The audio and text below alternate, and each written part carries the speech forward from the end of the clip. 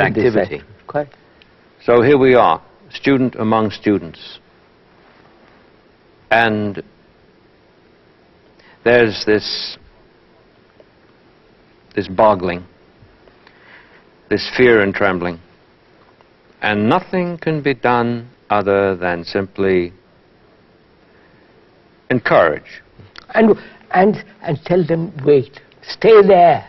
Hold. Hold. Doesn't matter if you wobble, but keep on wobbling. Mm. Don't bolt. Don't run away. Mm-hmm. And so this is said in different ways over and over again. Now I understand what you meant by saying, now let's start the class 10 minutes With this. with this. We don't open the book. That's right. Yeah, we don't open the book. We start with this. And then when the book is opened, perhaps the word for a change will disclose itself. That's right. Because intelligence has broken out. Oh, that's right. And behold, it's all splendid. Yes, yes, yes, please, I didn't mean to interrupt you. I just wanted to make sure Yes, that yes. I have, it's, it's terribly important that I understand this. Because this is students rush from one class to the other. Because the period is short, run. From mathematics to geography, from geography to history, chemistry, biology, run. And if I was one of the professors, teachers, I'd say, look, sit down, be quiet for 5 minutes, be quiet. Look out of the window if you want to, see the beauty of light or the water or the leaf and look at that, this and that, but be quiet. We teach in classes that don't have windows now. Of course, naturally. Yes, I was just being facetious. Of course, sir. But not only facetious, it's a horror. Horror, that's what. Yes, You go are ahead. trained to be functional. You follow, sir? I know. Don't look at anything else, but be monkeys. And my child is brought up that way. Yes. It is appalling. The classroom's a tomb. Yes. So I say, sit quiet. Then after sitting quietly, I talk about this first. I've done this in the schools. Talk about this. Freedom, authority, beauty, love, all that we have been discussing. Then pick up your book. But you have learned much more here than in the book. Oh, yes. Oh. Therefore, the book shows what you follow? Yes. Exactly. Exactly. The book is seen. Book becomes a second-hand thing. Yes. It's seen with a clean eye. That's why, sir, I personally have never read a single book of all this. Neither the Gita, the Upanishads, all that. But what the Buddha has said, it somehow bored me. It meant nothing to me. What has meant anything was to observe. Observe the very poor in India. Observe the rich, the dictators, the Mussolinis, the Hitlers, the Khrushchevs and Brezhnev, and all, watch them in a politician. And you learn an awful lot. Because the real book is you.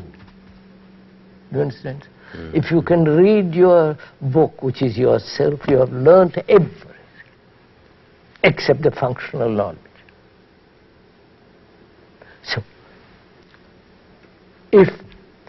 when there is self-knowing, authority has no meaning.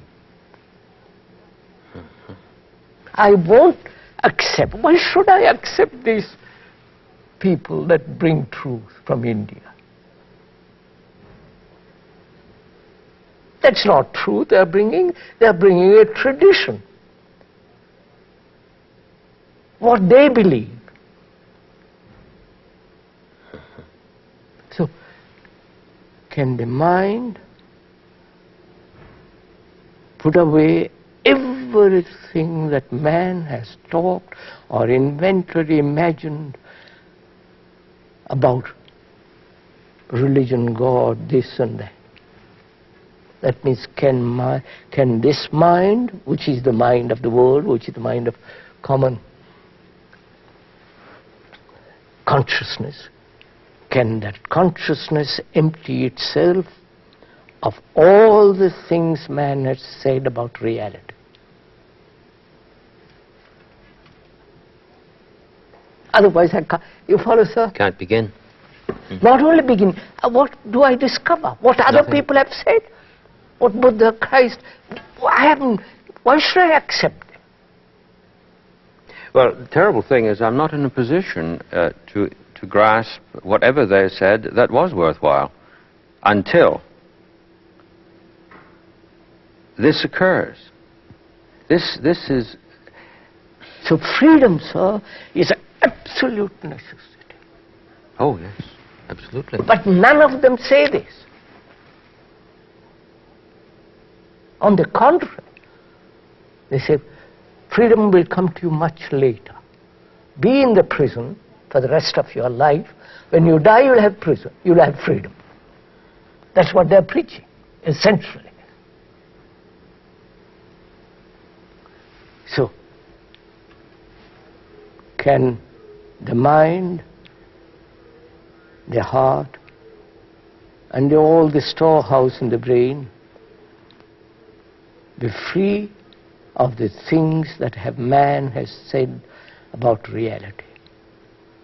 So that's a marvelous question, you understand, sir? Oh, I do. One of the things that seems to me of remarkable cogency in our discussions, in our conversations, has been how continually you've returned to a question. Yes. Return to the question. And the notion of return in its depth has, it seems, if I followed you correctly, been quite erroneously presented. The return has been presented as a movement to an answer. Quite. But that is not a return. No, of course not. No, because the turn is toward that original that you mentioned. Therefore, it is to the question, not to the answer at all. Quite right. Quite right.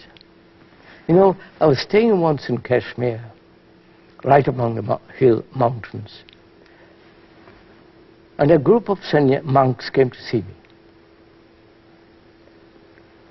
freshly bathed and everything, done all the ceremony and all that, had come to see me. And they said they had just come from a group of unworldly people who were super monks, who are very high up in the mountains. And I said, they're totally unworldly. I said, what do you mean by that word, sirs? He said, they've just left the world. They're no longer tempted by the world. And they have this great knowledge of the world. And I said, when they have left the world, have they left the memory of the world? The memory, the knowledge which the world has made, you follow? Which the gurus have put together, the teachers. He said, that's wisdom. How can you leave wisdom? I said, you mean wisdom is bought through a book, through a teacher, from another, through sacrifice, torture, renunciation? You follow, sir, their idea? That is, wisdom is something you can buy from somebody else.